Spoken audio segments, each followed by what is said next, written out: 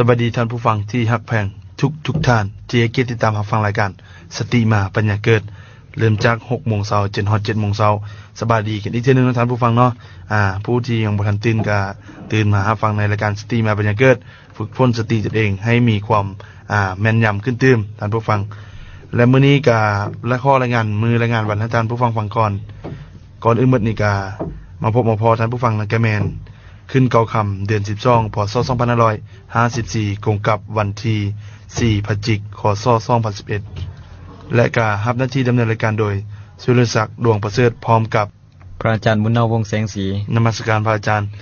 และก็ได้จองคิวพระอาจารย์บุญตังคือสร้างมือเรียนเช่นเก่าเช่นเคยท่านผู้ฟังพระอาจารย์สิสุขและพระอาจารย์บุญตังบ่สามารถมาออกอากาศได้โดยเฉพาะกะติดภารกิจทางวัดพระอาจารย์สิสุขก็คิดว่าน่าจะเป็นวันจันทร์หน้าบ่เนาะพระอาจารย์เนาะว่าจะมีบุญกฐินอยู่วัดแดโดยเฉพาะพระอาจารย์บุญตังก็มีเวียกอยู่ทางวัดบางเทื่อก็ทิศกิจนิมนต์เนาะพระอาจารย์เนาะจึงบ่สามารถมาออกอากาศนำได้แล้วก็การสนทนาธรรมในมื้อนี้ก็มีหัวข้อหลายเรื่องท่านผู้ฟังบางคนก็เป็นลักษณะแบบว่าเรื่องที่ว่ามันไกลๆตัวเฮาเนี่ยเพียงแต่ว่าเฮาบ่เปลี่ยนบรรหาให้เป็นปัญญาโดยที่ว่าเฮาพยายามอยากแสวงหาโดยที่ว่ามันมีอยู่จริงหรือบ่มีอยู่จริงเฮาก็บ่ฮู้ในเรื่องนี้ท่านผู้ฟังและมื้อนี้เฮาก็ได้เอาหัวข้อมาฟังมาตอนท่านผู้ฟังนั่นก็แม่นพุทธศาสนากับการแสวงหามงคลท่านผู้ฟังบางท่านก็ยังบ่เข้าใจว่าสิ่งที่มงคลนี้มันแม่นมันหยังกันแท้แล้วลึกๆของมันนี่แม่นหยังบางท่านก็คิดว่าเวลาเฮาไปหาพระอาจารย์บอกพระอาจารย์ผูกแขนให้เป็นว่าเป็นฝ้ายมงคลบางเทื่อก็มัดรถมัดล่างให้ซื้อรถใหม่มาว่าเป็นมงคลโดยเฉพาะแล้วเฮาอยากรู้ว่ามันแม่นหยังกันแท้เฮาไปถามพระอาจารย์เพิ่นเลยเนาะพระอาจารย์ก็น้อยก็มีคำถามเกิดขึ้นในหลายเรื่องที่โดยเฉพาะกับทางบ้านอยากถามมาโดยเฉพาะอยากถามพระอาจารย์ว่ามงคลนี้มีความหมายว่าแนวใดพระอาจารย์ขอเจริญพรญาติโยมผู้สนใจในคุณงามความดีทั้งหลายวันนี้ก็ถือว่ามา2คนโดยองค์นึงได้กับอีกคนนึงฉันเป็น3เลยพระอาจารย์นะ2คนเลยอีกองค์นึงรวมกันเป็น2องค์กับคนเป็น2เลยคือ1ต่อ1ต่อ1เพราะว่าในระยะนี้นี่เว้าเรื่องบุญกุศลโดยขน้อยบรรดาญาติโยมนี่ก็ได้กระทำบุญประเพณีขึ้นต่างๆหลายโดยขน้อยทางครูบาอาจารย์ก็มีกิจไปร่วมกิจการหรือว่าไปร่วมหรือว่าเพิ่นนิมนต์ไปเพราะว่าเป็นศาสนากิจโดยเช่นว่าบุญกฐินในระยะเวลานี้คือพระอาจารย์เองก็ได้เฮ็ดบุญกฐินผ่านมาแล้วในวันเสาร์วันอาทิตย์ผ่านมาโดยขน้อยก็บ่เป็นหยังญาติโยมการแสวงหาบุญกุศลนี่ก็ถือว่าเป็นมงกุฎอันประเสริฐเหมือนกันที่พุทธศาสนาให้ความส่งเสริมหรือว่าให้การส่งเสริมเพราะว่าถ้าเฮาแสวงหาคุณงามความดีเฮาก็ได้คุณงามความดีโดยเฮาแสวงหาสิ่งใดเฮาก็ได้สิ่งนั้นอันนี้เป็นปัจจัยสำคัญที่พุทธศาสนานี่ให้ความสำคัญอยู่แล้วสำหรับการแสวงหาคุณงามความดีสำหรับหัวข้อธรรมวันนี้นี่มาเว้าถึงมงคลหรือว่าพุทธศาสนากับการแสวงหามงคลโดยขนาดนั้นเพราะว่าเว้าเรื่องมงคลนี่ผู้ใดก็ต้องการเช่นว่าชีวิตเฮานี่ต้องการมงคลเอิ้นว่ามงคลชีวิตโดยคือเว้าผ่านมาพอดีเว้าผ่านมาว่าเวลาซื้อรถใหม่ก็ต้องไปให้ครูบาน่ะสูตรให้เพื่อเป็นสิริมงคลโดยขนาดขึ้นเฮือนใหม่ก็ต้องมุ่นครูบาไปเพื่อเป็นสิริมงคลเวลาไปสมโภชพระโดยก็เอาฝ่ายเอาหยังมาเพื่อเป็นสิริมงคลโดยขนาดรวมแล้วทุกคนนี่ต้องการมงคลทั้งนั้นโดยแต่ว่าบางคนนี่บ่เข้าใจอยากได้แต่มงคลแต่บ่เข้าใจก็ว่ามงคลมันเป็นอีหยังโดยขนาดก็ได้ว่าบางที่นี่ก็แสวงหามงคลก็บ่ถูกต้องเหมือนกันโดยสำหรับมงคลนี่มีการแสวงหามาเนี่ยแต่ก่อนสมัยพุทธกาลด้วยซ้ำไปฟังไว้ดีชาวฮินดูโบราณหรือว่าชาวอินเดียเอิ้นว่าสุมพุทธวีปนี่ชาวสุมพุทธวีปนี่เขาแสวงหามงคลตั้งแต่พุทธเจ้าบ่ทันเกิดด้วยซ้ำไปโดยแต่ว่าเขาบ่เข้าใจมงคลแต่ภายหลังที่พระศาสดาสัมมาสัมพุทธเจ้าได้อุบัติขึ้นและได้ตรัสรู้เป็นพระศาสดาเอกของโลกก็ได้สั่งสอนให้ชาวโลกทุกคนเข้าใจว่ามงคลคืออันนั้นโดยแต่ถามว่ามงคลคืออันใดพระเจ้าตรัสไว้ว่ามงคลแปลว่าความเจริญความก้าวหน้าความดีงามนั่นเองเอิ้นว่ามงคลอันนี้คือความหมายของคำว่ามงคล เนาะท่านผู้ฟังมื้อนี้ก็โอลีนี่หรือว่าสุทธิศักดิ์ดวงประเสริฐนี่ก็ได้ฮู้ความหมายจากพระอาจารย์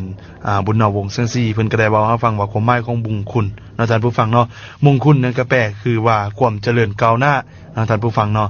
แล้วก็พระอาจารย์คันว่าเรื่องมงคุณนี่ขาน้อยก็ยังอยาก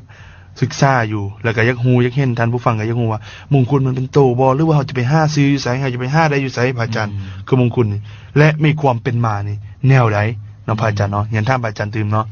อันนี้ถือว่าสำคัญเพราะว่าชาวสุภทวีปในเมื่อก่อนนี่เอิ้นว่าชาวอินเดียในเมื่อก่อนนี่เขาแสวงหามงกุฎกันโอ้หรือบางคนก็ตีความหมายของมงกุฎไปต่างๆนานาว่าอันนั้นเป็นมงกุฎอันนี้เป็นมงกุฎเว้าเรื่องความเป็นมานี่ชาวสุภทวีปนี่เขาตั้งสำนักขึ้น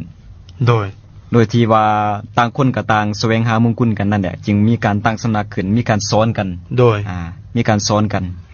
มีสำนักหนึ่งที่สนทนากันแต่ก็มีวันหนึ่งไล่พากันหรือว่าไล่เอิ้นแต่ละสำนักนั้นมาประชุมกันโดยได้นัดประชุมกันแต่ละสำนักนั้นมาสนทนากันโดยที่เอาแต่เจ้าสำนักมาสนทนากันแล้วก็มาให้ความกระจ่างแจ้งเกี่ยวกับมงคลโดยมีเจ้าสำนักหนึ่งเอิ้นว่าทิฏฐิมังคลิกาได้เสนอความหมายของมงคลธมิตรโดยเรียกว่าความเป็นมงคลนี่ว่าการได้เห็นรูปนั่นถือว่าเป็นมงคลอันประเสริฐในการดำรงชีวิตของเฮาเห็นเช่นว่าเห็นรูปงามๆเมื่อเฮาเห็นรูปแล้วตาเห็นรูปแล้วเฮาจะเกิดมงคลในเวลานั้นเว้าบ่ทันสุดความเนี่ยเมื่อเว้าสุดคำว่าเว้าสุดหรือว่าเว้าให้ความหมายในลักษณะแบบนั้นแล้วก็มีคนอื่นแย่งขึ้นโดยแย่งขึ้นทันทีว่าถ้าเฮานี่เห็นรูปนี่เห็นรูปงามนี่ว่าเป็นมงคลแต่สมมุติว่าถ้าเฮาเห็นคนตายเด้เห็นควายตายเด้เห็นสิ่งที่เปื่อยเน่าเด้แล้วมันสิเป็นมงคลบ่แล้วก็มีสำนักต่อไปอีกเจ้าสำนักต่อไปนี่ชื่อว่าสุตามังคลิกาสุตามังคลิกานี่ก็ไล่ให้ความหมายต่างอีกว่าการเห็นรูปในโมเมนต์มงคลแต่การได้ยินเสียงมวลๆต่างหากอันนั้นแหละเอิ้นว่ากันเป็นมงคลแล้วเป็นมงคลอันประเสริฐแล้วในชีวิตของเฮานี่ความคิดนี่ต่างกันผู้นึงเห็นภาพผู้นึงเห็นเสียงพระอาจารย์เห็นเสียงแต่ก่อนเนี่ยทิฏฐิมังคลิกาเนี่ยบอกว่าตาได้เห็นรูปนั่นแหละเป็นมงคลโดยขน้อยบัดสุตามังคลิกานี่ก็สวนกลับอีกว่าการเห็นรูปนั้นบ่ได้เป็นมงคลเช่นว่าเห็นรูปคนตายก็บ่ได้เป็นมงคลโดยแต่ว่าการได้ยินเสียงต่างหากเป็นมงคลโดยแต่ก็มีคนอื่นเนี่ยแย่งหรือว่าโต้ตอบปัญหาอีกว่าอันนั้นบ่แม่นมงคลเหมือนกันสู้ว่าเฮาได้ยินเสียงบ่ม่วนเด้ได้ยินเสียงคนร้องไห้เด้คนผิดคนเถียงกันได้ยินเสียงคนผิดคนเถียงกันมันก็บ่เป็นมงคลเหมือนกันโดยขน้อยแต่ก็มีสำนักเจ้าสำนักนึงแย่งกันอีกมาว่าเช่นชื่อว่ามุตามังคลิกาโดยมุตามังคลิกานี่ก็บอกว่ามงคลอยู่ที่ใจต่างหากก็คือว่าถ้าใจของเฮาดีมีอารมณ์เบิกบานนั่นแหละเป็นมงคลโดยแต่ก็มีคนแย่งกันมาอีกว่าถ้าใจเฮาเสียเดี๋ยวมันสิเป็นมงคลบ่ถ้าใจของเฮานี่ขุ่นมัวเศร้ามองนี่สิเป็นมงคลบ่เอาไปเอามานี่คำว่ามงคลนั่นบ่จบบ่สิ้นการประชุมก็เลิกไปโดยที่หาข้อสรุปบ่ได้หาข้อสรุปบ่ได้แต่ก็มีต่อมานี่ก็มีฤาษีที่สามารถเนี่ยยังผู้ได้บรรลุเป็นอนาคามีแล้วโดยได้บรรลุธรรมขั้นสูงแล้วแต่บ่ถึงขั้นกับเป็นพระอรหันต์ได้ฮู้ว่าเฮานี่จะบ่ฮู้ชัดเจนเอาว่ามงคลคืออันใดเดี๋ยวขน้อยแต่พระพุทธเจ้าต่างหากที่จะฮู้ที่จะมาตัดในข้างหน้านี่พุทธเจ้าจะเกิดในอีก12ปีข้างหน้านี่พระองค์นี่ฮู้ชัดเจนว่ามงคลคืออันใดต่อมาในภายหลังที่พระพุทธเจ้าในได้ตรัสรู้เป็นพระศาสดาสัมมาสัมพุทธเจ้าแล้วท้าวสักกะเทวราชได้นำหมู่เทวดามาเข้าเฝ้าพระพุทธเจ้าตอนที่พระพุทธเจ้าได้ประทับอยู่วัดเชตวันมหาวิหารก็ได้ถามถึงมงคลพระพุทธเจ้าก็บอกว่ามงคลนี่เป็นว่าความเจริญเป็นว่าความดีงามเป็นว่าความถูกต้องมงคลในพุทธศาสนาที่พระพุทธเจ้าได้ตรัสไว้นี่มีอยู่31ประการม มีอยู่38ประการพอดี โดยกันน้อย เช่นว่า1นี่บ่พบคนผ่านบ่พบคนผ่าน2นี่ให้พบแต่บัณฑิต3นี่มงคลข้อที่3นี่คือบูชาบุคคลที่ควรบูชา โดยกันน้อย อันที่4นี่อยู่ในถิ่นที่เหมาะสมหรือว่าอยู่ในประเทศที่เหมาะสมนั่นเอง โดย 5นี่เป็นผู้ทำบุญทำกุศลไว้หลายและอันที่6นี่ตั้งตนไว้สอบคือตั้งตนไว้อยู่ในคุณงามความดีนั่นเองอันที่7นี่มีความเป็นพหูสูตรคือเป็นผู้เฮียนหลายแต่ฟังหลายเข้าใจหลายเนาะการเฮียนนี่ถือว่าสำคัญอยู่แล้วอันที่8นี่รอบรู้ศิลปะวิทยาอันที่9นี่มงคลอันที่9นี่มีวินัยอันลึกซึ้งที่ศึกษาดีแล้วอันที่10นี่มงคลที่10นี่เว้าแต่เป็นสิ่งที่เป็นมงคลเรียกว่าเป็นสุภาษิต11นี่มงคลข้อที่11นี่บำรุงบิดามารดา โดย อุปถากพ่อแม่นั่นเองแต่ที่12นี่การสงเคราะห์เลี้ยงดูบุตรที่13นี่การสงเคราะห์ภรรยาสามีและมงคลข้อที่14นี่การเฮ็ดเวียกที่บ่ค้างคาเฮ็ดเวียกให้ประสบความสำเร็จไปในยามนั้นหมายความว่าเฮ็ดเวียกอย่างต่อเนื่อง โดย บ่ขี้คร้านมักง่ายว่าง่ายๆเนาะในอันที่15นี่ฮู้จักให้ฮู้จักเสียสละคือการให้ทานการเสียสละนั่นเอง16นี่การประพฤติธรรม17นี่การสงเคราะห์ญาติ18นี่การเฮ็ดเวียกที่บ่มีโทษ19นี่งดเว้นจากบาปอกุศลต่าง โดย ๆก็ถือว่าเป็นมงคลเหมือนกันที่พระพุทธเจ้าได้ตรัสไว้อันที่20นี่สังรวมบ่เสพสิ่งมึนเมาต่างๆ โดย เว้าเรื่องอบายมุขต่างๆนี่บ่ให้เสพถ้าบ่เสพแล้วถือว่าเป็นมงคลเด้อแต่21นี่บ่ประมาทในธรรม22นี่มีความเคารพนบไหวหรือว่ามีความเคารพนอบน้อมต่อผู้รับผู้ใหญ่23นี่มีความเอาน้อมถ่อมตน24มีความสันโดษคือเฮาเว้ามือผ่านมาเอิ้นว่าเป็นคนสันโดษนั่นเอง โดย ก็เป็นมงคลนั้นประเสริฐเหมือนกัน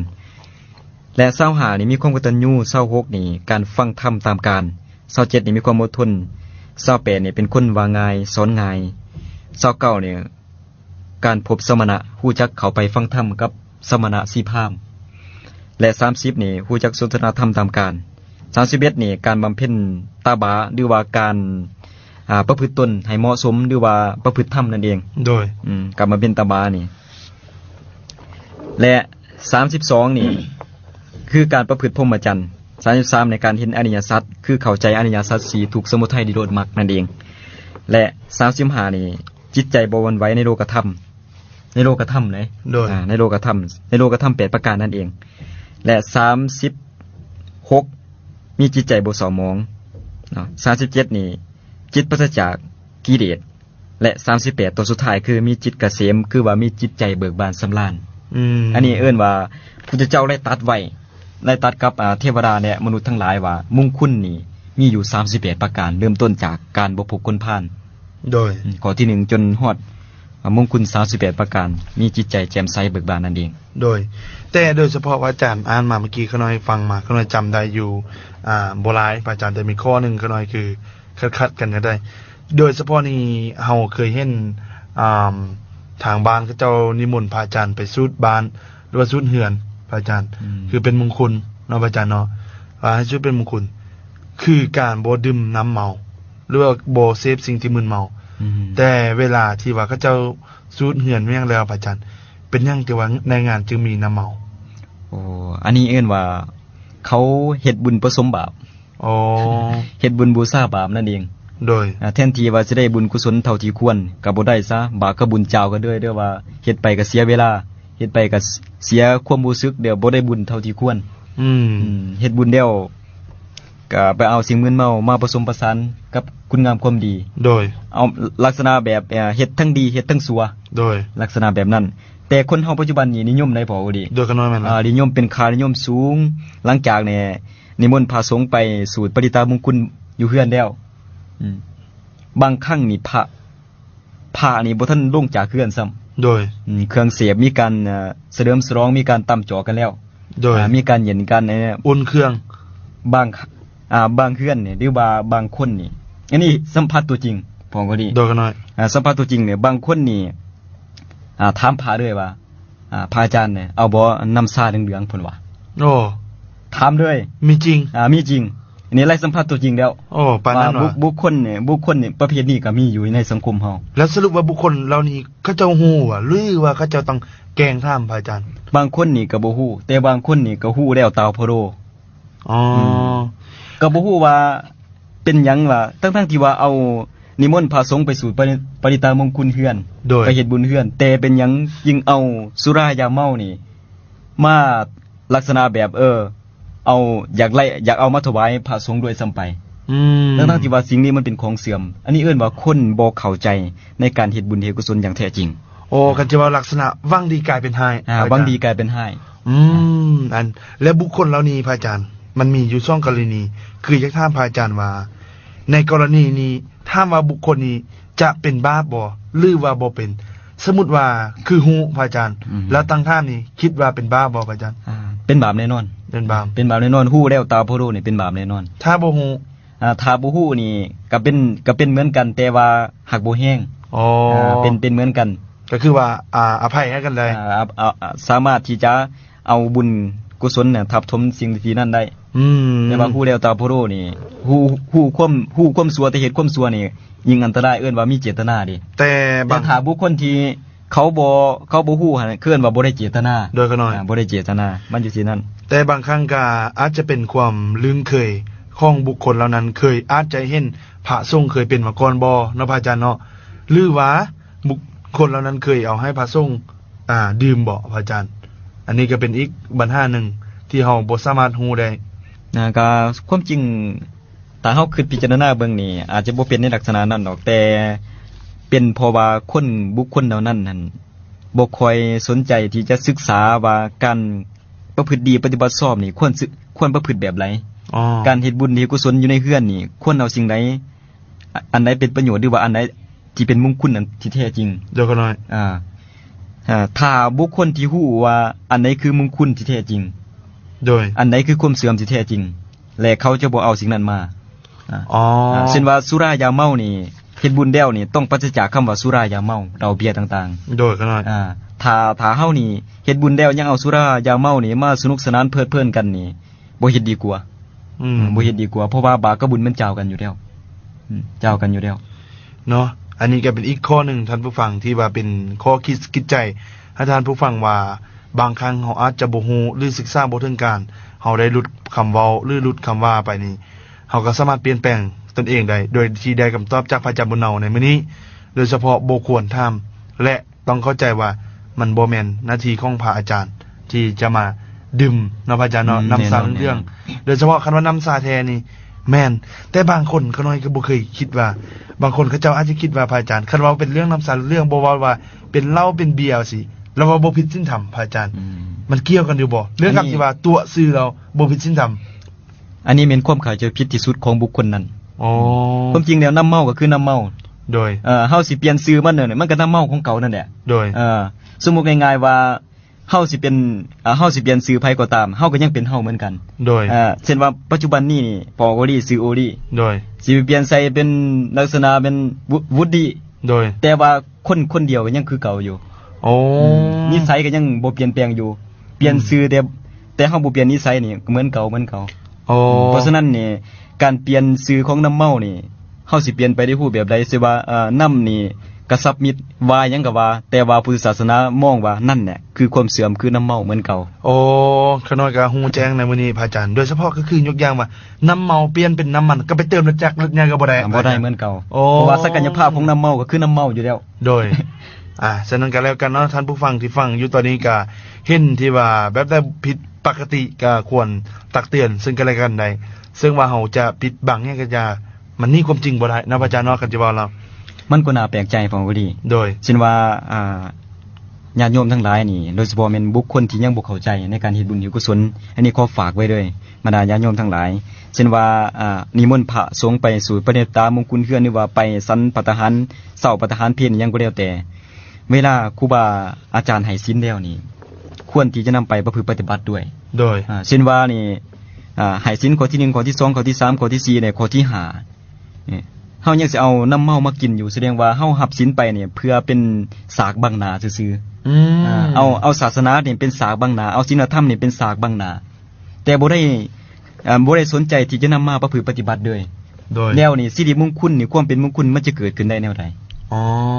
อันนี้เฮาต้องเข้าใจว่าการเฮ็ดบุญกุศลนี่ถ้าจะได้บุญกุศลหลายนี่ก็ต้องมีศีลมีธรรมด้วย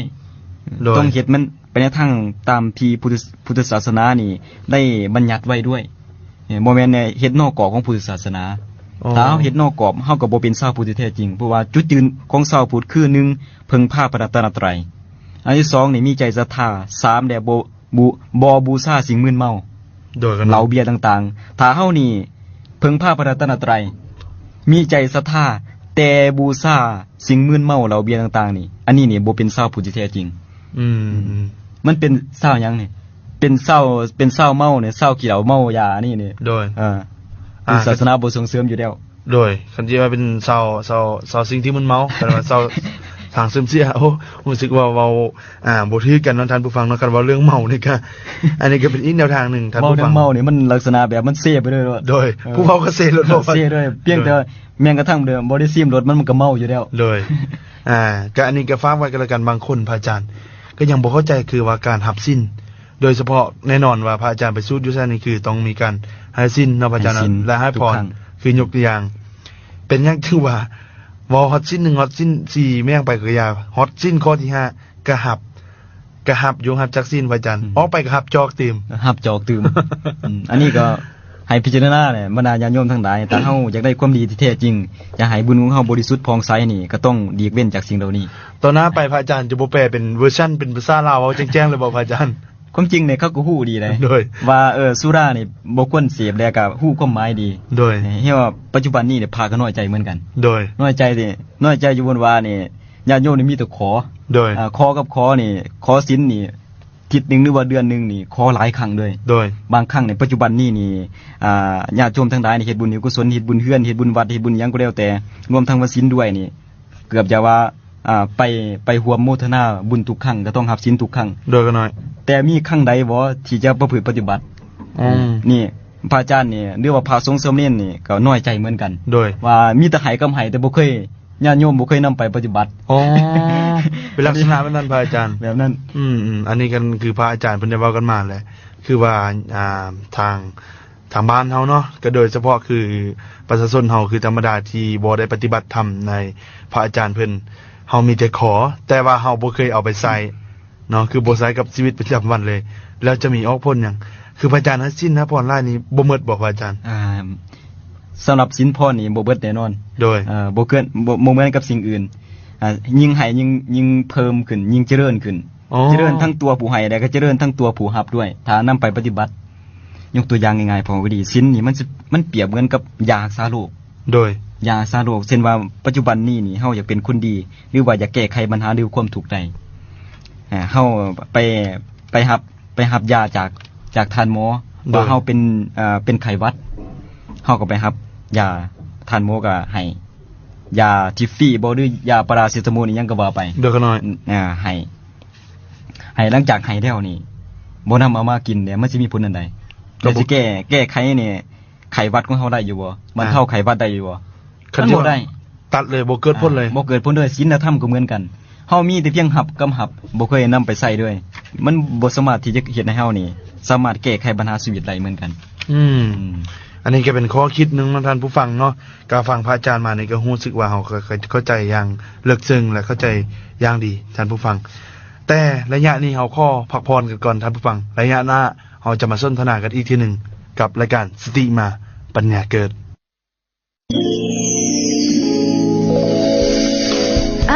พอมันมากินข้าวไว้อาหารแล้ว กินก่อนโลดคอยบ่หิวเทื่ออาหารรสชาติเก่าตามเคยนั่นแหละ เอ้าเป็นอย่างมื้อนี้เราคือบ่มากินข้าวกับเฮาวะลองเอาซอสปรุงอาหารเม็กกี้ที่เอาหากระซื้อมาใหม่นี่ใส่บุญดู หอมแท้ตัวเห็ดยังกินนี่ใส่ชิมมึงดูแซ่บเว้ยจานนี้คือขอเด้อ เดี๋ยวใส่ว่าบ่หิวข้าว ไปแน่แต่ว่าตัวนี้มันหิวแล้ว นี่แหละสูตรลับคู่กับทุกครัวเรือน แม็กกี้สูตรลับความแซ่บ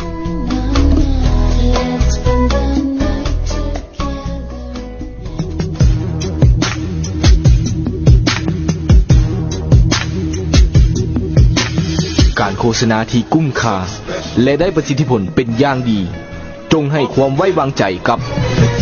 FM 95 MHz โดยทีมงาน Phoenix Radio คลื่นหนึ่งที่อยู่ในใจติดต่อการตลาดได้ที่เบอร์ 020 5665 9000 020 2222 5080 และ 020 9999 8893 Break it down, she take it low, she fine as hell, she bout to go, she doing a thing out on the floor. สิ่งนี้คอยเฮ็ดมันเองกับมือยิ่งเฮ็ดเองก็ยิ่งภูมิใจลงมือเองมันได้อย่างหลายกว่าได้กลิ่นหอมจากกาแฟแท้ๆได้รสเข้มข้นที่มักได้สิ่งที่เป็นเฮาออกมาอยู่ในจอกนี้ความภูมิใจบ่ได้อยู่ในสิ่งที่เฮาเฮ็ดแต่มันอยู่ที่ความรู้ที่เฮ็ดมาจากมือเฮาความสุขที่เฮาสร้างเองเนสคาเฟ่เรดครับ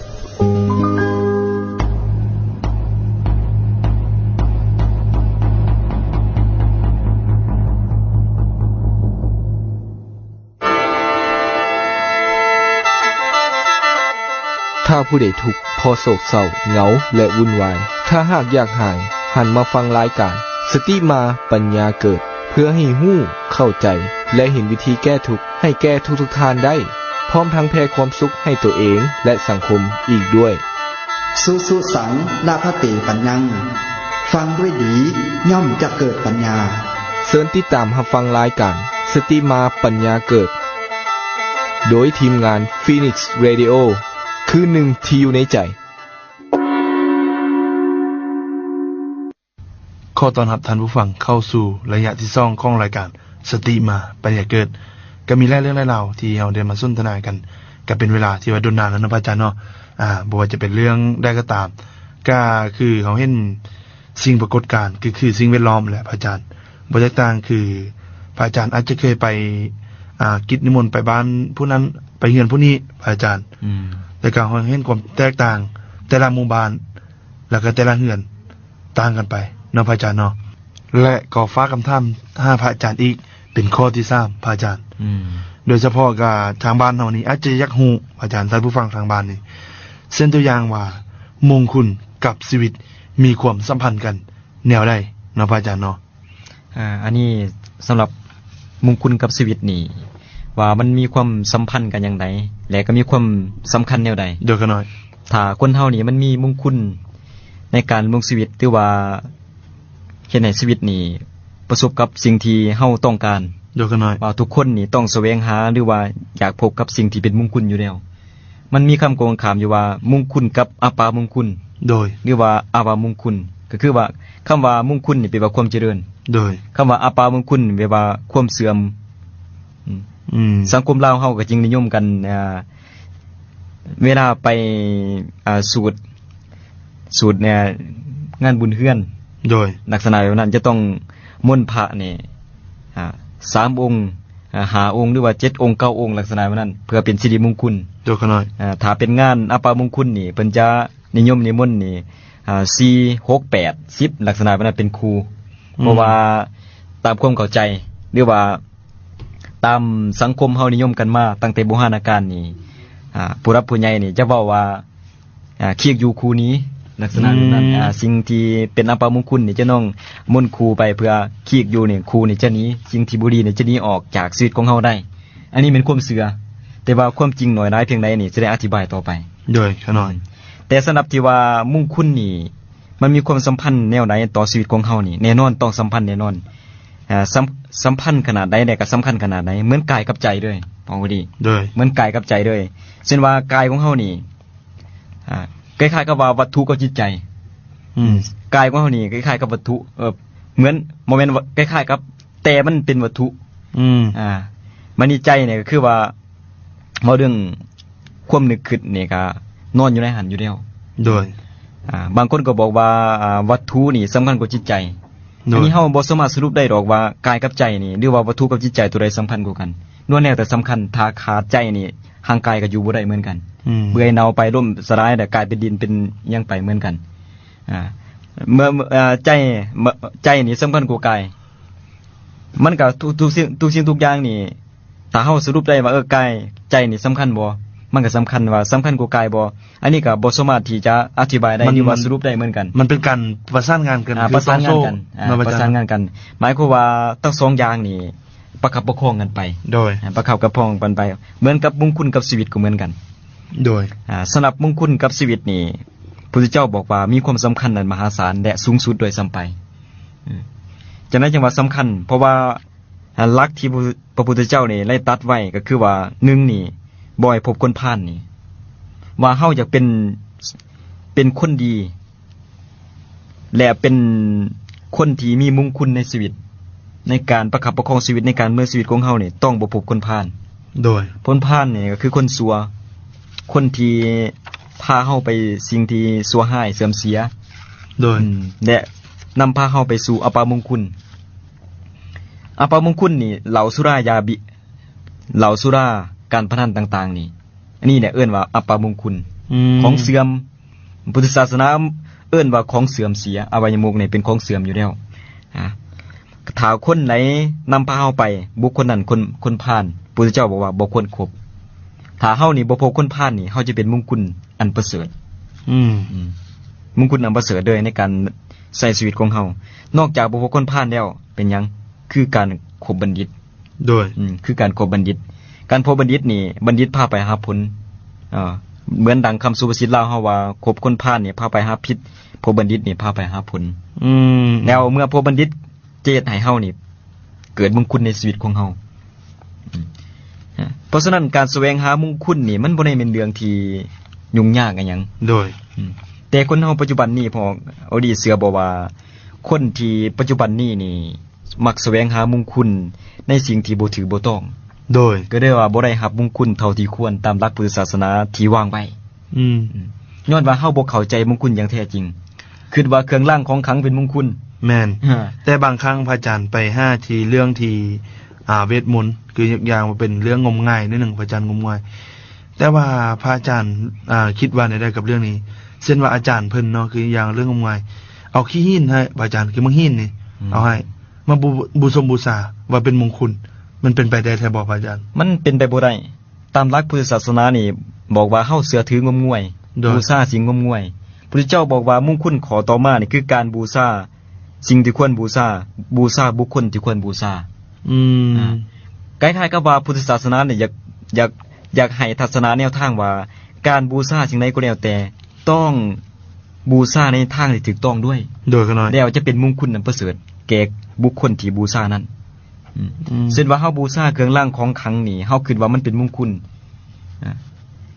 แต่ท้ายสุดมาเนี่ยมันเป็นอัปมงคลเฮ็ดให้เฮาเป็นปอบหรือว่าไปเฮ็ดให้เฮาเกิดความเศร้าใจในตามมาภายหลัง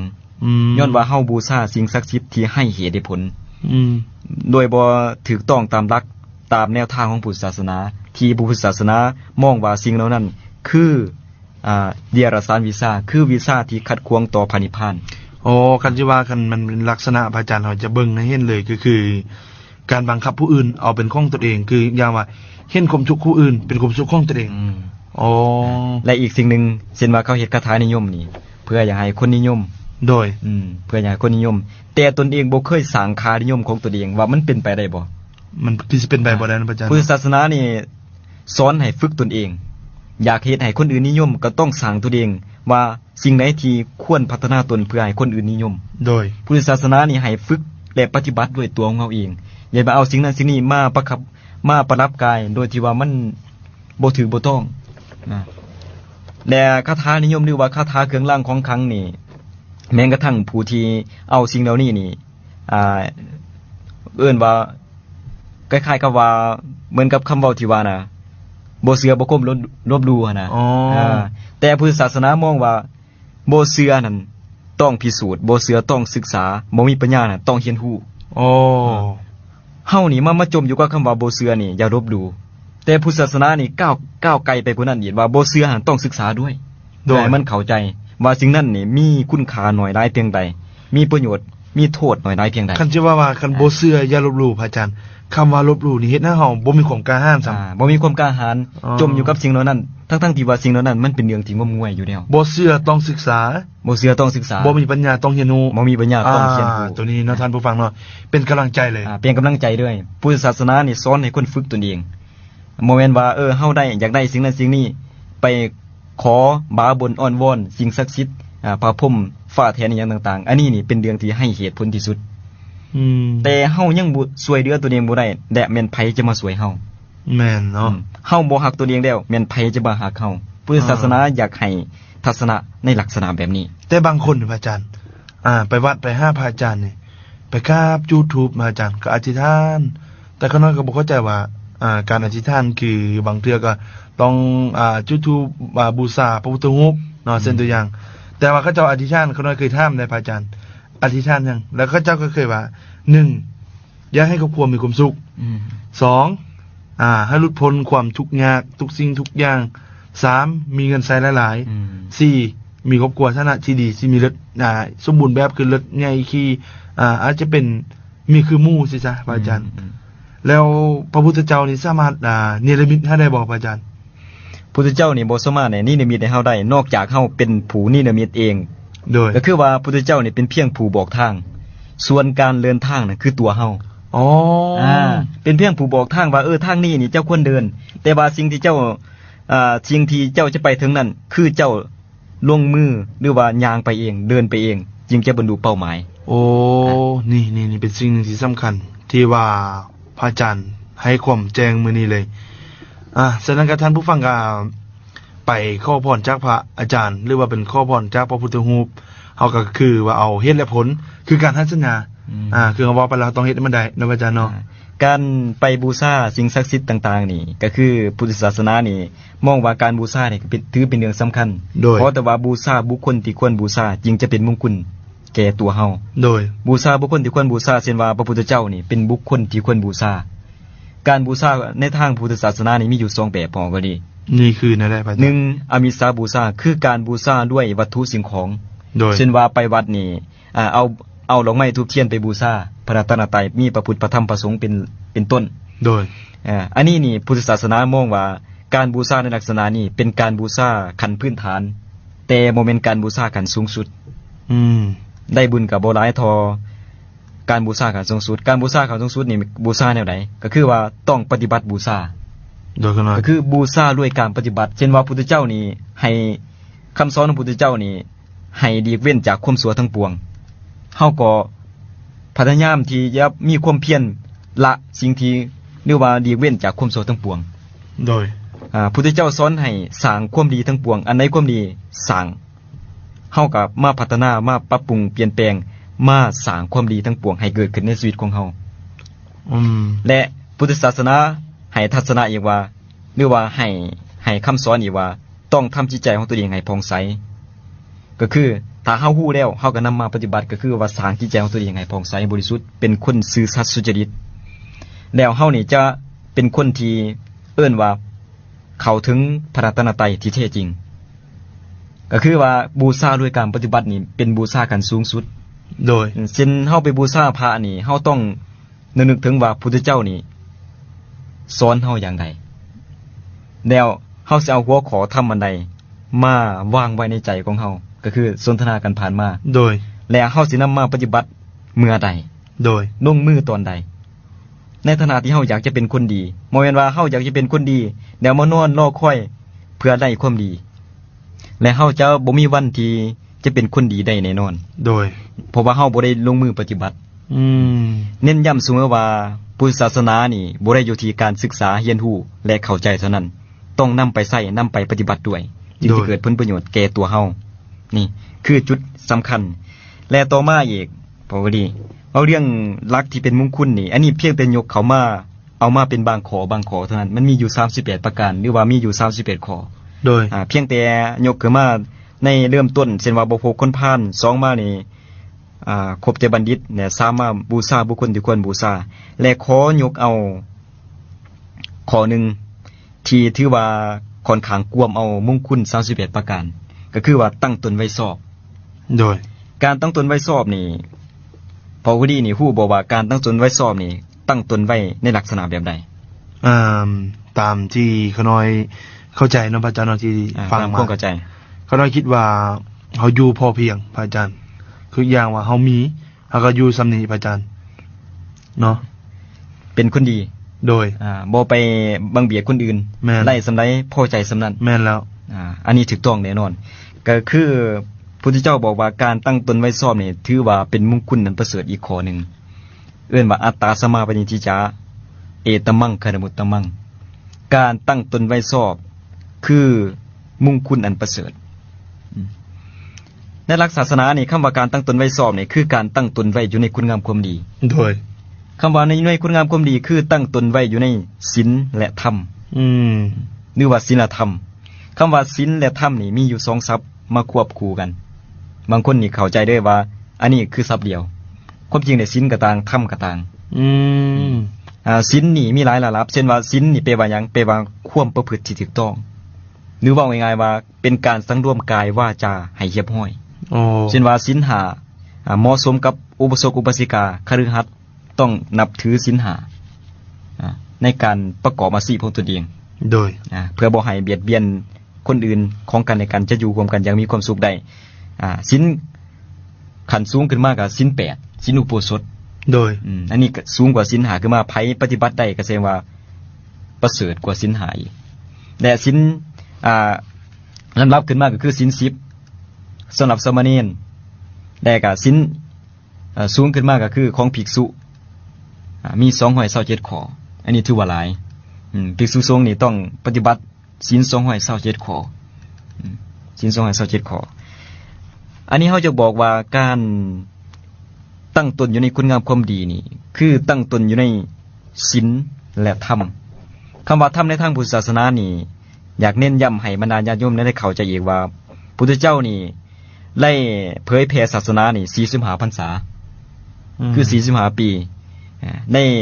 บันทึกไว้ในพระไตรปิฎกนี่45เล่มด้วยโดยในนั้นมีหมวดพระธรรมคำสั่งสอนนี่แบ่งออกเป็น3หมวดก็คือว่ามีพระวินัยพระอภิธรรมและพระสูตรตันตปิฎกซึ่งร่วมกันเป็นพระไตรปิฎกในพระไตรปิฎกนี่มีหมวดธรรมนี่ 84,000 มธรรมขันธ์อันนี้ถือว่าหลักธรรมคำสั่งสอนที่พุทธเจ้าได้เผยแผ่ได้สั่งสอนสาวกตลอดระยะเวลา45ปี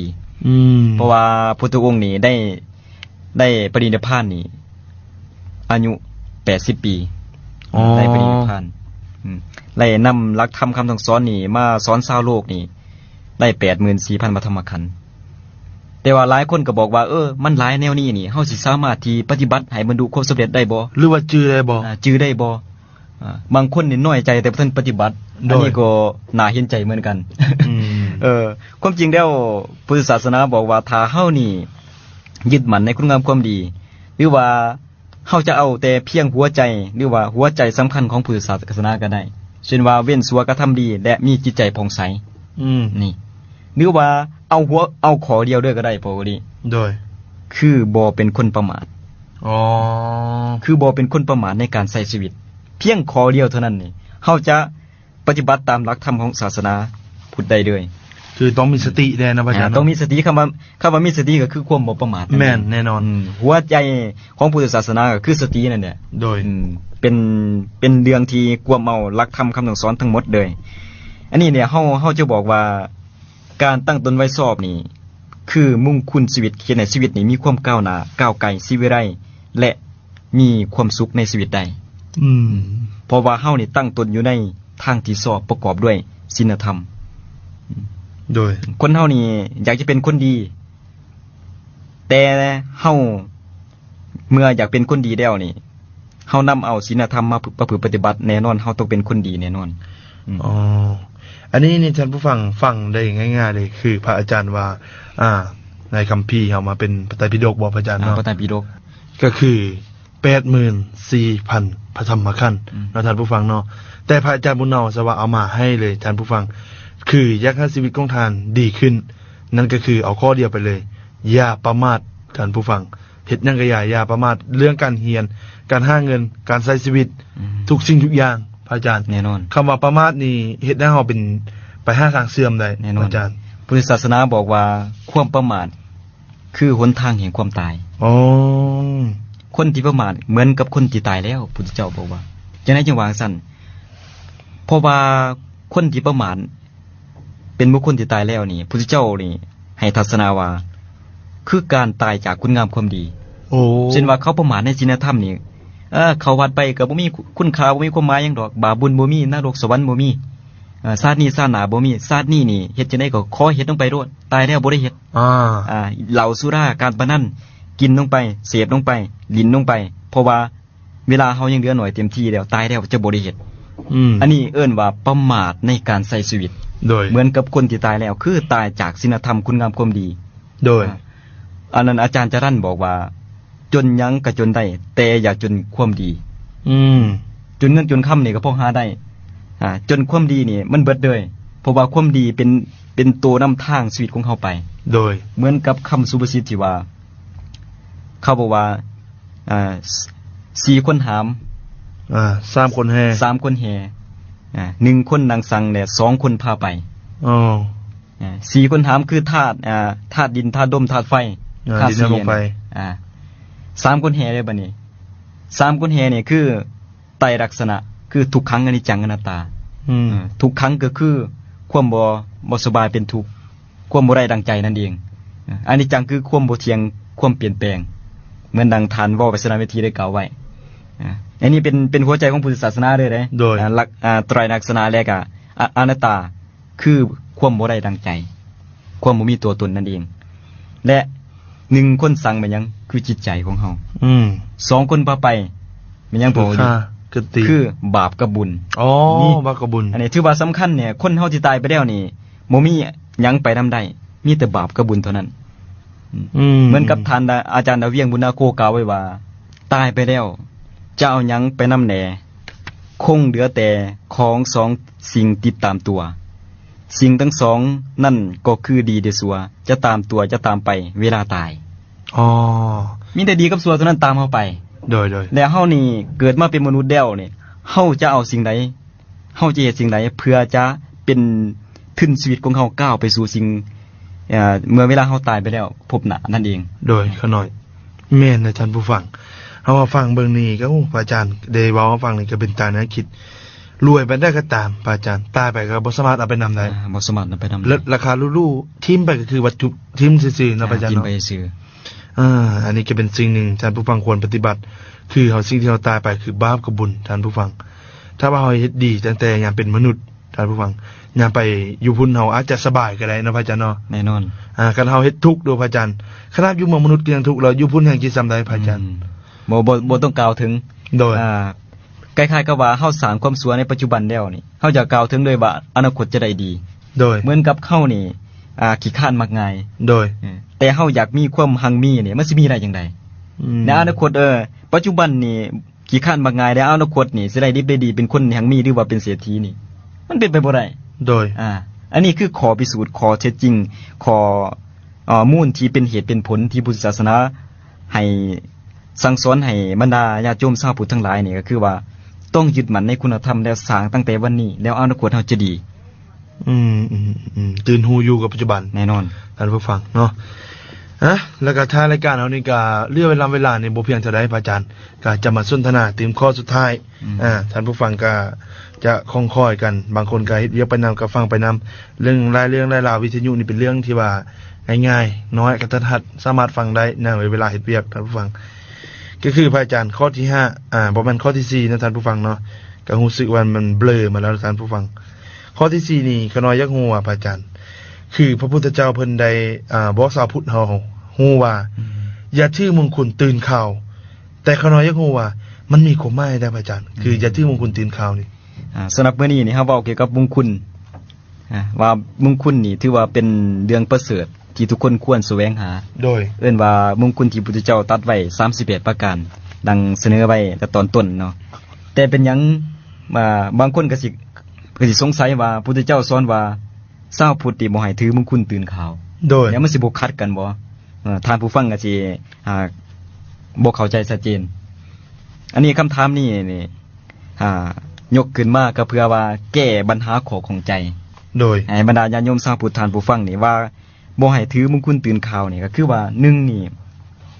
บ่ให้เชื่อเรื่องเชื่อยามว่าเป็นมงคล โอ้ เช่นว่านี่สังคมปัจจุบันนี่อิทธิพลแห่งฤกษ์แห่งยามนี่ครอบงำสังคมลาวเฮาอยู่ โดย ตั้งแต่อดีตจนมาถึงปัจจุบันนับมือนับพัฒนาขึ้นก้าวไกลวิวัฒนาการไปเรื่อยๆว่าเรื่องการถือฤกษ์ถือยามเป็นมงคลอันประเสริฐเช่นว่านี่เดือนรับนี่มอยเฮ็ดบุญเฮ็ดกุศลเฮ็ดเดียวนี่มันสิเป็นอัปมงคลต้องเฮ็ดเดือนขึ้น1คำ3คำ2คำก็บ่ได้เป็นอัปมงคลหรือเว้าอย่างนึงว่าเดือน5นี่เดือน5นี่บ่ให้ปลุกเฮือน โดย ต้องย้ายไปเดือน6เพราะว่าปลุกเดือน5นี่เป็นอัปมงคลบ่ดี โดย อันนี้คำเว้าคำว่าแบบนี้นี่พุทธเจ้านี่บ่ให้เชื่อบ่ให้ถือเอาสิ่งเหล่านี้มาเป็นมงคลชีวิตต้องถือเอามงคล38ประการนั้นมาเป็นมงคลชีวิตการเสือถือเรื่องเสือถือยามนี่หมายความว่าเป็นคำสอนของศาสนาพราหมณ์หรือว่าศาสนาฮินดูที่บัญญัติกันขึ้นมาการเสือถือเรื่องเสือยามนี่พุทธเจ้าบอกว่าการเสือถือเรื่องเสือถือยามนี่เป็นเรื่องเสือถือที่งมงวยให้เหตุผลเลือกยามนี่มันจะดีหรือบ่ดีนี่อยู่ที่ตัวเฮาว่าเฮาเฮ็ดดีหรือบ่ดีมันบ่ได้อยู่ที่ว่าเลือกยามยามนั้นดียามนี้ดีถ้าเฮาเฮ็ดบ่ดีแล้วเนี่ยถึงว่ายามสิดีปานใดมันก็เป็นอัปมงคลของเขาเพราะว่าสิ่งที่ดีเฮาจะเป็นคนดีก็อยู่ที่การกระทำคืออยู่ที่กรรมของเฮาคือการกระทำนั่นเองโดยเว้าเรื่องยามนี่ก็จริงว่าพระพุทธเจ้าบอกว่าได้ตัดไว้อยู่ในสูปุพันธสูตรพอดีขอกล่าวให้บรรดาญาติโยมนั้นได้เข้าใจตื่มพระพุทธเจ้าตรัสว่าดูก่อนภิกษุทั้งหลายสัตว์ใดพระพุทธเจ้าเอิ้นสัตว์บอกว่ามนุษย์เฮานี่เป็นสัตว์ประเสริฐอยู่แล้วโดยสัตว์ใดประพฤติชอบด้วยกายสุจริตวาจีสุจริตมโนสุจริตในเวลาเช้าก็เป็นเวลาที่ดีของสัตว์เหล่านั้นสัตว์ใดประพฤติชอบด้วยกายสุจริตวาจีสุจริตมโนสุจริตในเวลาเที่ยงก็เป็นเวลาที่ดีของสัตว์เหล่านั้นสัตว์ใดประพฤติชอบด้วยกายสุจริตด้วยวาจีสุจริตด้วยมโนสุจริตในเวลาค่ำก็เป็นเวลาที่ดีของสัตว์เหล่านั้นโดยพุทธเจ้าสรุปว่าสัตว์ใดประพฤติชอบในเวลาใดเวลานั้นชื่อว่าลึกดียามดีมงคลดีสว่างดีและเลิกดีอันนี้น่าคิดพอกูดีว่าเฮานี่ถ้าเฮาบ่พฤติดีในเวลาเช้าเนี่ยยามเช้าก็เป็นเวลาที่ดีถ้าเฮาบ่พฤติดีในเวลาเที่ยงก็เป็นเวลาที่ดีถ้าเฮาบ่พฤติดีในเวลาค่ำก็เป็นเวลาที่ดีเพราะฉะนั้นนี่ความดีบ่ได้อยู่ที่การเวลาแต่อยู่ที่การกระทำของบุคคลนั้นต่างหากโดยในทางที่เขาน้อยเข้าใจในแบบศาสนาพุทธเฮาหรือทำพระพุทธเจ้าเพิ่นได้สั่งสอนในคำว่าเลือกงามนี่เขาน้อยว่าทางพระพุทธเจ้าเพิ่นก็ได้สอนเนาะพระอาจารย์เนาะเป็นอย่างที่ว่าเลือกยามเป็นยามดีและยามบ่ดีคือยามดีพระอาจารย์ตาเข้าอวดสีพระอาจารย์ไปตายามฝนมันก็เป็นยามที่บ่ดีแม่นบ่พระอาจารย์แน่นอนนั่นแล้วคือว่ายามดีเด้พระอาจารย์แดดออกจึงออกไปตากตัวอันนี้คือมันเลือกยามที่ถูกต้องพระอาจารย์ยามที่ถูกต้องไปตามฤดูกาลต้องคล้ายๆกับว่าพุทธศาสนาอยากให้ฮู้ว่าต้องเฮ็ดกระทำในทางที่เหมาะสมด้วยแต่เฮาเอิ้นว่ามีความพร้อมโดยเฮาพร้อมเมื่อใดเบิ่งกระโอกาสมันเหมาะสมแล้วเฮาก็เฮ็ดลงไปโดยบ่ที่ว่าโดยบ่ยึดมั่นว่ามื้อนั้นดีมื้อนี้บ่ดีโดยแต่ศาสนาพราหมณ์นี่เขาบอกด้วยว่ามื้อนี้นี่ถึงสิว่าเจ้าสิมีความพร้อมก็อย่าเจ้าสิมีความสามัคคีกันก็อย่าหรือว่ายามนั้นมันสิเป็นยามที่ดีก็อย่าโดยบ่มีฝนตกก็อย่าอากาศดีก็ตามแต่อย่าเฮ็ดเพราะว่ามื้อนั้นมันบ่ดีเขาตัดด้วยว่ามื้อนั้นมันบ่ดีบ่อยเฮ็ดเจ้าสิมีความพร้อมก็อย่าบ่อยเฮ็ดแต่พุทธศาสนาบอกว่าถ้ามีความพร้อมถ้ามีความเหมาะสมและการกระทำของเจ้านั้นเป็นการกระทำที่ถูกต้องเฮ็ดไปด้วยท่านผู้ฟังคันที่เว้านี่ในหลักธรรมคำสอนของพระพุทธเจ้านี่อย่าบอกว่าบ่แต่ความพร้อมพระอาจารย์มีความพร้อมและคือบางคู่ฮักพระอาจารย์เขาน้อยก็ได้ยินเขาจะแววๆว่าเป็นแม่ยามเข้าพรรษานี่เพิ่นบ่ให้แจ้งงานกันพระอาจารย์แล้วพระพุทธเจ้านี่ได้สร้างไว้ในนั้นบ่พระอาจารย์ความจริงแล้วในหลักธรรมของสอนของพุทธศาสนานี่ก็บ่ได้บัญญัติแต่ว่าเป็นประเพณีที่เฮาสืบทอดกันมาโดยสมมุติเป็นประเพณีลาวเฮาโดยว่าเป็นหยัง เข้าพรรษานี่จึงบ่นิยมกันแต่งงาน โดย บ่จัดงานดองว่าซั่นเถาะก็เนื่องมาจากว่าในระยะเวลาเข้าพรรษานั้นเป็นช่วงฤดูฝนเป็นในยามฤดูฝน อืม เมื่อฤดูฝนแล้วคนลาวเฮาในสมัยก่อนนี่ประเทศที่ยังบ่ทันพัฒนาชาวนานี่ก็ต้องเฮ็ดไร่เฮ็ดนาแล้วสิหาเวลามาใส่มาแต่งแต่งงาน อ๋อ แล้วมาสิหาเวลามาใส่มาจัดสถานที่บ่มันสถานที่มันเปื้อนมันเปื้อนเบิดแหละ โดย ยามฤดูฝนนี่มันบ่มีเต็นท์นี่คือปัจจุบันเด้ โดย บ่มีอาคารแนวนั้นแนวนี้นี่ดูหราอันนี้บ่มีและก็เป็นในยามที่เฮาควรแสวงหาบุญกุศล โดย เพราะว่า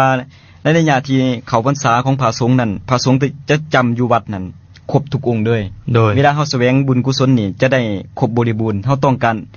เท่าไรองค์ก็ได้เท่านั้น อ๋อ แต่มันบ่ได้อยู่ที่จุดนั้นหรอกพ่อดี โดย บ่ได้อยู่ที่ว่าพระสงฆ์เข้าพรรษาแล้วนี่ญาติโยมนี่จะบ่สามารถที่จะแต่งงานได้มันอยู่ที่ว่าในเมืองก่อนเนี่ยเขายึดมั่นในว่าชาวนาต้องเฮ็ดนาแต่บ่มีเวลาที่จะไปแต่งงาน นี่คือจุดสำคัญต่างหาก คันเอาจีเว้าอีกในทางหนึ่งพระอาจารย์คือเป็นหยังก็เจ้าจึงว่าเฮอกันคือว่าออกกรรมบ่แม่นเกี่ยวออกกรรมนะท่านผู้ฟังคือแต่งงานในยามคือปัจจุบันคือออกพรรษาแล้วแต่งงานกันประจำโดยเฉพาะกับผู้จะทำรายการนี่ก็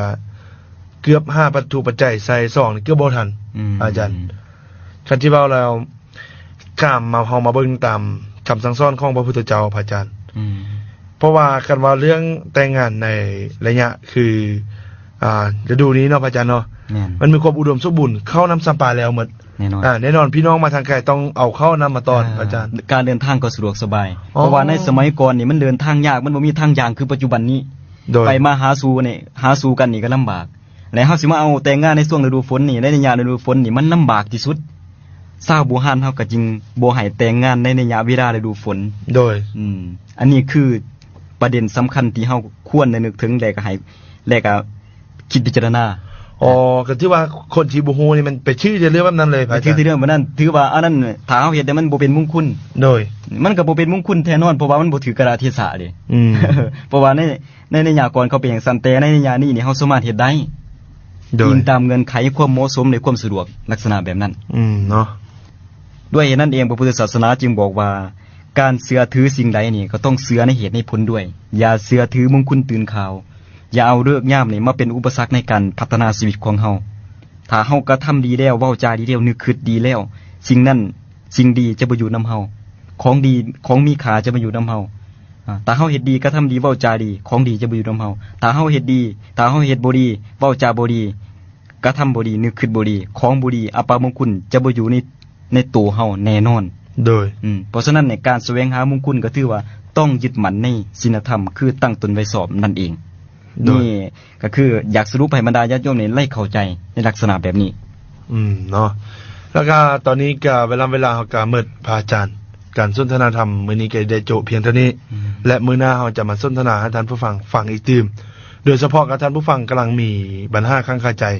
อยากฝากคำถามก็ส่งกันเข้ามาได้ที่หมายเลข5567 แล้ว23ตัวหรือจะพิมพ์ข้อความมาแล้วส่งเลขสั้นๆคือ9500นะพระอาจารย์เนาะคือพิมพ์ข้อความแล้วก็พิมพ์ส่งเข้ามาเลย9500ได้ทางเครือข่าย ETL และ Unitel เนาะแล้วก็ลาวทุกคมท่านผู้ฟังเนาะและมื้อนี้ก็เป็นหน้าที่ดำเนินรายการโดยสุทธิศักดิ์หลวงประเสริฐพร้อมกับพระอาจารย์มุนเนาวงแสงสีเดี๋ยวจากลาท่านผู้ฟังไปเพียงเท่านี้ขอบใจทุกเสียงทุกสายขอบใจทุกท่านให้การติดตามรับฟังรายการสติมาปัญญาเกิดตั้งแต่ต้นจนจบขอให้พรประเสริฐคุ้มครองทานและตลอดปีตลอดไปสบายดีเจริญพร